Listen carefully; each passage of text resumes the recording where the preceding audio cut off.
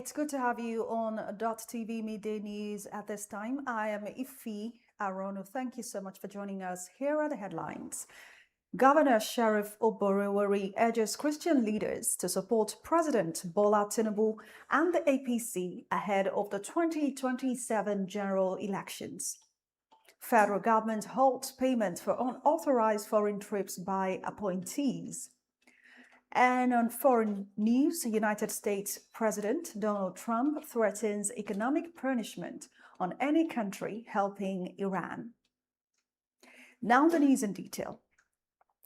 The Delta State Governor, Right Honorable Sheriff Oborewori, has urged Christian leaders across the state to support President Bola Ahmed Tinubu and the All Progressives Congress, APC, ahead of the 2027 general elections. Governor Oborewori made a call when the Executive Committee of the Pentecostal Fellowship of Nigeria, PFN, Delta State, led by its chairman, Bishop Abbas Willie, paid him a special prayer visit at the Government House, Asaba.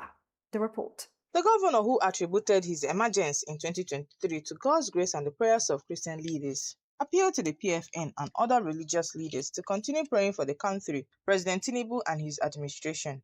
He said his membership of the APC made it his responsibility to work for the success of the president and other candidates of the party. Oborewori also urged Christians to participate responsibly in politics, stressing that political decisions affect every aspect of society. Pray for peace and unity. I know God continue to lead us. We are happy in the States. What's happening that is not here. In your individual churches, tell them the direction. Let's support the president. It's our home. President Bola Ahmed, God put it there, not man. When you pray against it, God put it there. Now, when you pray for it now, God will make the journey be smooth. And the victory will come very fast. This data state. Let them go to their states. For this state, we are going to vote President Bola Ahmed. At the grace of God. Delta North will vote Senator Yakuba for Senate. Delta Central will vote Ede Dafude. Delta South will vote Senator Joel Noah. And Mr. President, so I need to just tell you. Go back after this meeting now. Go back and praise God. Show me direction. Because if you love me, you say you love me, I don't love my president. That's wrong. The governor noted that ongoing reforms were strengthening the financial capacity of state and local governments, enabling them to undertake more development projects. He said his administration remained committed to delivering infrastructure and other projects across Delta State. Earlier, the PFN leadership prayed for the governor, Delta State, and the nation, seeking wisdom, protection, peace, and progress. Bishop Abbas Willie commended the governor for his achievements in infrastructure, peace, and development, as well as his growing national acceptance. Days we live for prayers, we pray about 7 prayer hours for you and this government. We'll be praying for you over there in our church, but today we decide to bring it back in the government house. Because we are aware that you are not going to the election. Here today to pray so that the elections are going to be very peaceful. Don't get must fly, there won't be any accident. The PFN chairman also disclosed that the fellowship has strengthened its structures across the state, with about 4,150 ward offices and coordinators expected to be deployed. He added that the PFN had established a college of theology with over 300 students and completed a hatchery project aimed at promoting economic empowerment. Cynthia Adenaya, reporting for Dott TV News. And still in Delta, the shortage of adequate learning facilities for children with autism and other special needs has become a concern for the Delta State Governor's wife, Deaconess Tobore Oborewori. She raised the concern during the Yomata Charity Foundation's free medical outreach in Abo, Ika Federal Constituency. The report. For families, raising children with special needs, access to appropriate care and learning facilities remains a major challenge. At the outreach in Agbo, the governor's wife called for greater attention to their needs and an end to the stigma that limits their participation in society. She described the stigma as a moral dampener and called for greater support and acceptance for persons living with special needs. Through these programs, more than 640 children, alongside their caregivers and many other beneficiaries, including the elderly, have received quality medical care and assistive support. It has been deeply fulfilling and impactful journey for us. As a foundation, we may not be able to solve every problem at once, but we believe that every life we touch is one more reason to keep going. Dignitaries at the event described the free medical outreach as a worthy intervention and called for more initiatives of its kind. I commend you for your founding of the You Matter Charity Foundation, a platform which you have successfully utilized to propagate and support the vision and policies of your dear husband, our governor, His Excellency, Right Honorable Sheriff of Borno. Your Excellency, your presence today goes beyond the honor it brings to us, but it's a clear demonstration of your commitment to well-being of Deltans. The car outreach also featured the presentation of 20 wheelchairs to persons with mobility challenges and the raising of 6 million naira to support the medical care of a family with 2 children living with special needs. The foundation also pledged support for the treatment of 2 other children with serious medical conditions, including a brain tumor, and another who reportedly ingested a poisonous substance. Priscilla Ifani, Dott TV News. Well, the Young Engineers Forum of Nigeria, YEFN, Asaba chapter, has inaugurated its second executive council and held a public lecture focused on the role of engineering innovation in strengthening security, safety, and sustainable national development. The event, which brought together engineers, industry professionals, academics, and young practitioners in Asaba, also highlighted the need for mentorship, gender inclusion, ethical practice, and homegrown solutions to Nigeria's developmental challenges. Our reporter, Onyeka Odiase, brings the highlights. It was a gathering of engineers, academics, industry professionals, and young practitioners as the Young Engineers Forum of Nigeria, Asaba chapter, held its inauguration ceremony and public lecture. The event marked the beginning of a new administrative era for the forum, with the official inauguration and handover to the Second Executive Council. The program is all about mentorship, innovative and creativity among young engineers, an avenue where we can train the young engineers for the betterment of the society. We train the young engineers on digital innovation, how to use emerging technologies in terms of improving our Nigerian system security. The public lecture with theme Engineering Innovation for Enhanced Security, Safety and Sustainable National Development, Empowering Young Engineers and Advancing Gender Inclusion, examined the role of young engineers in developing solutions to some of the challenges confronting society. Keynote speaker, Engineer Juliet Aboloje, emphasized the importance of creating more opportunities for women to participate and advance in the engineering profession.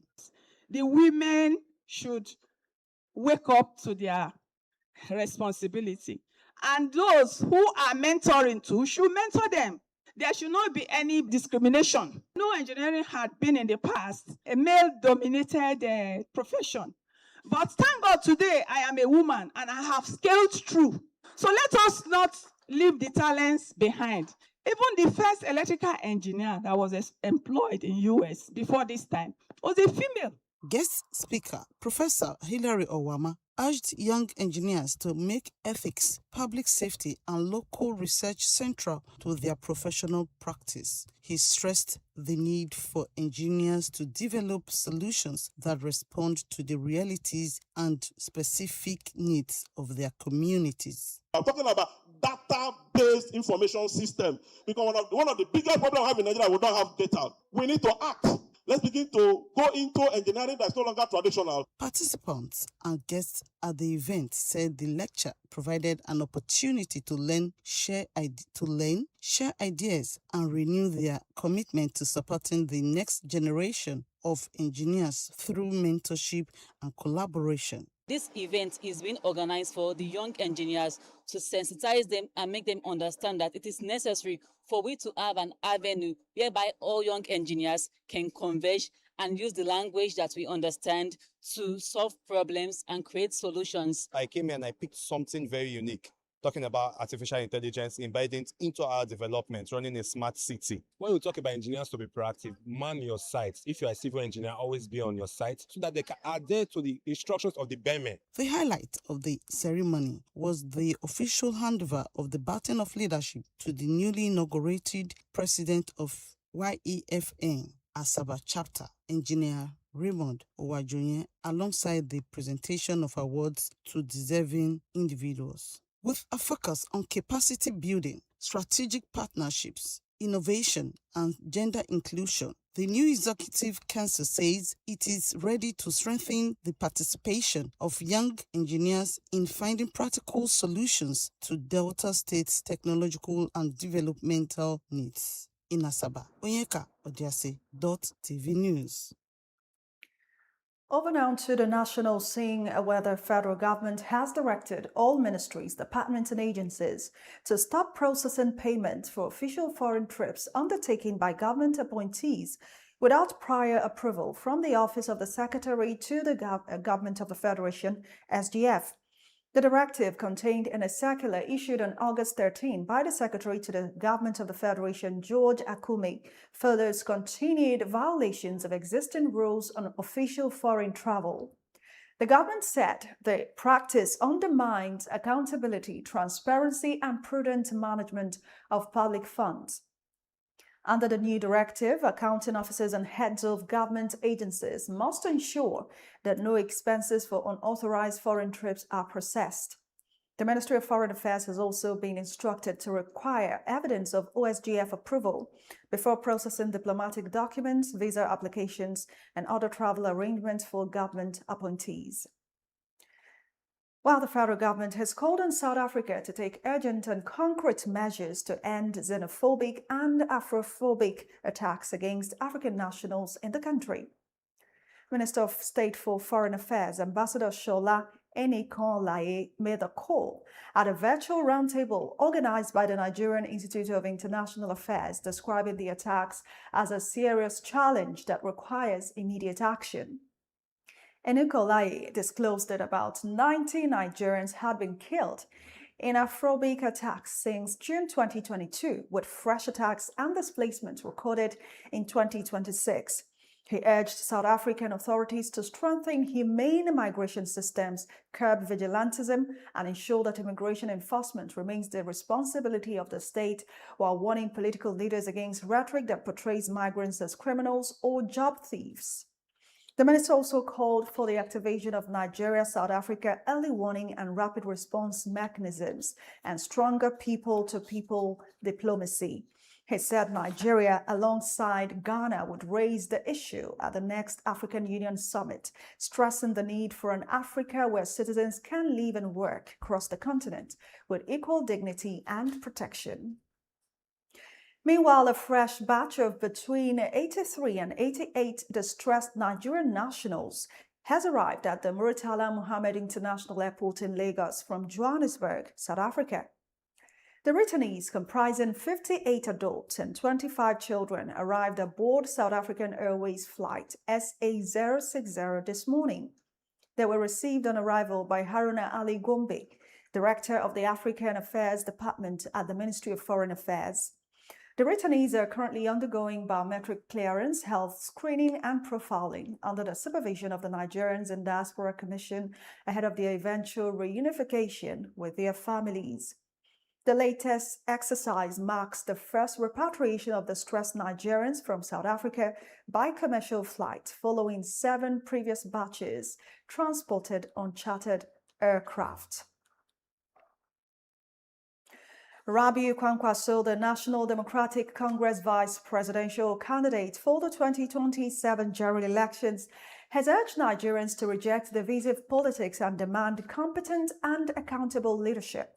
The former Kano State governor made a call on Thursday as political campaigns for the 2027 election commenced. Kwankwaso highlighted rising food prices, unemployment, high business costs, and insecurity as major challenges facing Nigerians.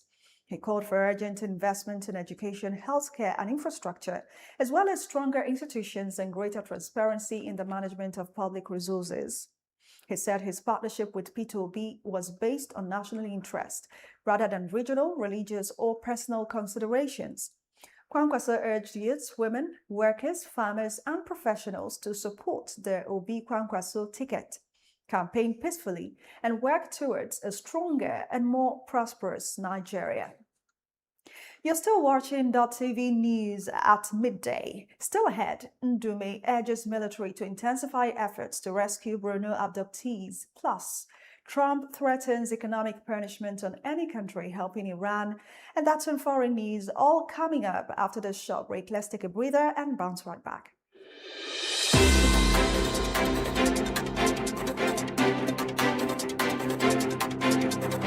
In the heart of Asaba, where the street tells the stories every single day. From the corridors of powers to the decisions shaping governance and politics in Delta and Nigeria.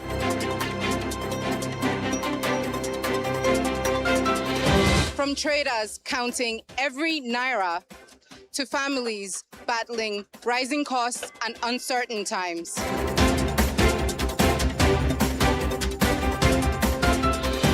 From football pitches to sporting successes to the major developments making the headlines all over the world. And from the untold human stories, the struggles, victories, resilience, and hope of the everyday Nigerians. This is the news beyond the headlines. Dott TV News are your trusted window to stories that truly matter to the people. Here, we don't just report events, we tell the human stories behind them.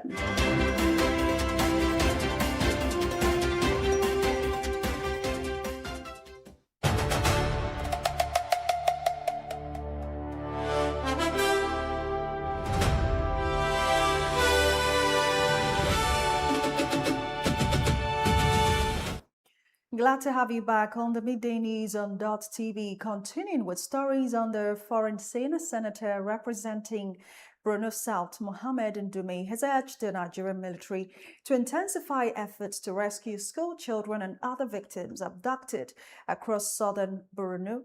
The victims include 78 students abducted from Musa and Lassa communities, as well as passengers kidnapped along the Buratai axis and remaining victims from Ngoshe. Ndume made the appeal during a visit to the headquarters of the Northeast Theatre Command, Operation Hadin Kai in Maiduguri. He said some of the victims have spent more than 100 days in captivity, causing deep anxiety among their families and communities, while commending the military for its efforts against insurgency. The theatre commander, Major General Abubakar Abu Salam, assured the senator that the concerns had been noted and reaffirmed the military's commitment to ongoing operations to secure communities and rescue abducted persons. The NYSC Director General, Brigadier General Olakule Nafiu, has urged corps members to help combat misinformation ahead of the 2027 general elections. Speaking during an inspection visit to the NYSC orientation camp in Katsina State, he advised them to verify social media content before sharing, particularly photographs, videos, and AI-generated materials. Nafiu also reminded corps members that they are prohibited from engaging in partisan political activities or using their social media platforms to campaign for political parties or interests. He said corps members are expected to remain politically neutral, disciplined, and responsible throughout their service year. The NYSC boss, who further disclosed that corps members are likely to be deployed as ad hoc personnel by INEC during the 2027 elections, urged them to participate in the electoral process, describing the assignment as an opportunity to help deliver credible, free, and fair elections.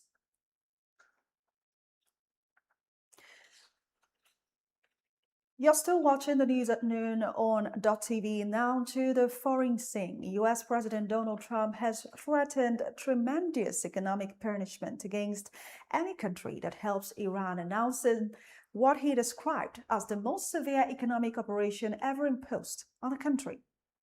Trump warned that countries host financial institutions, businesses, airports, or government agencies provide any lifeline to Iran would face economic consequences. The threat comes as the conflict approaches its sixth month with no clear diplomatic or military resolution in sight. Trump is also facing renewed political scrutiny at home as the November elections approach. He did not specify the nature of the punishment or name any country other than Iran.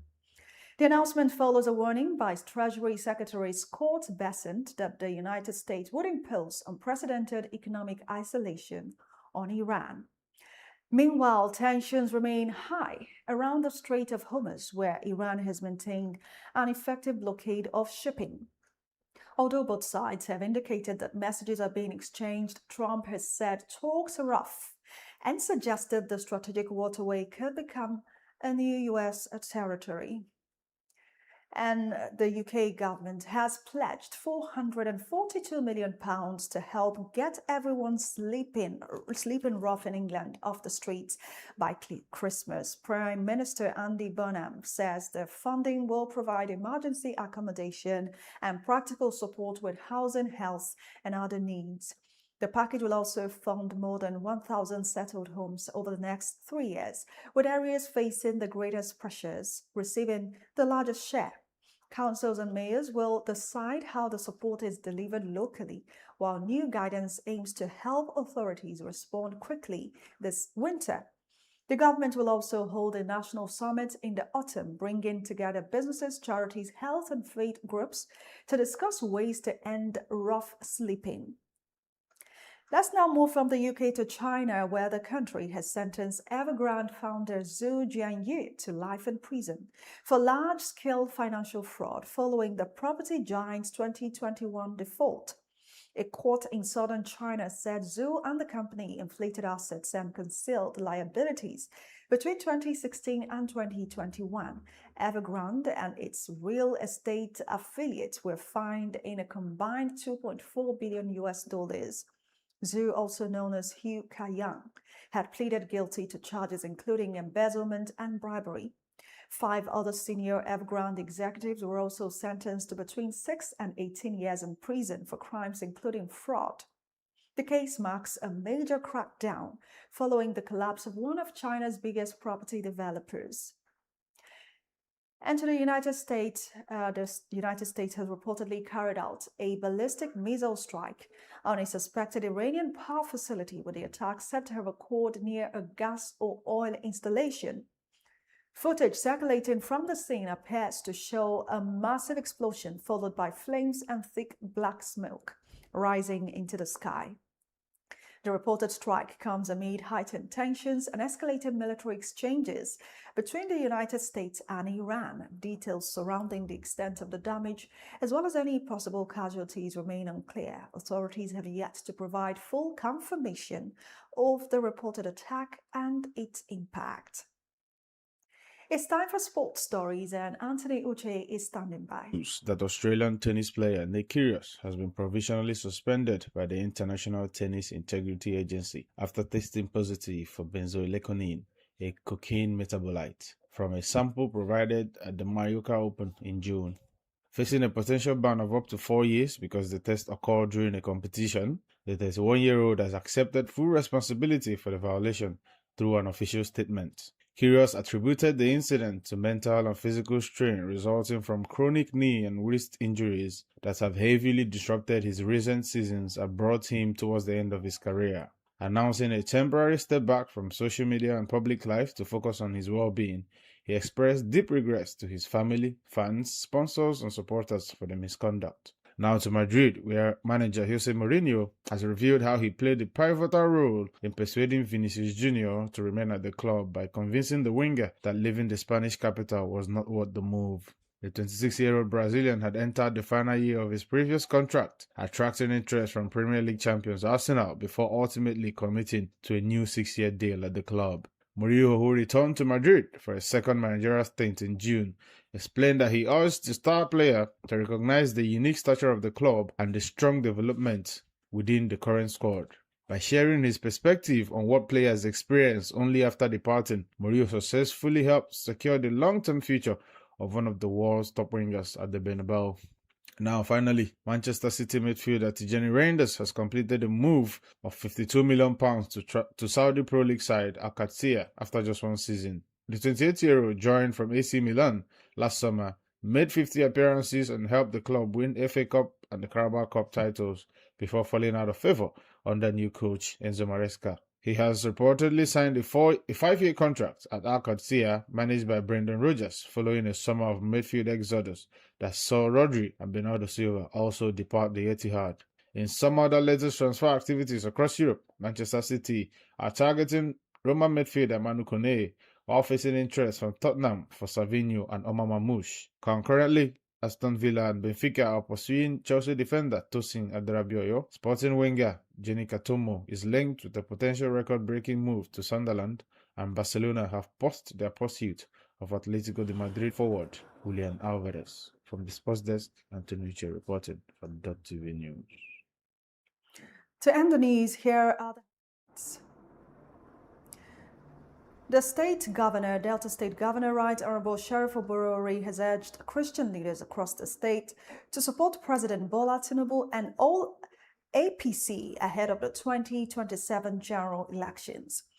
Governor Oborori made a call when the Executive Committee of the Pentecostal Fellowship of Nigeria, Delta State, paid him a special prayer visit at Government House, Asaba. Federal government holds payment for unauthorized foreign trips by appointees.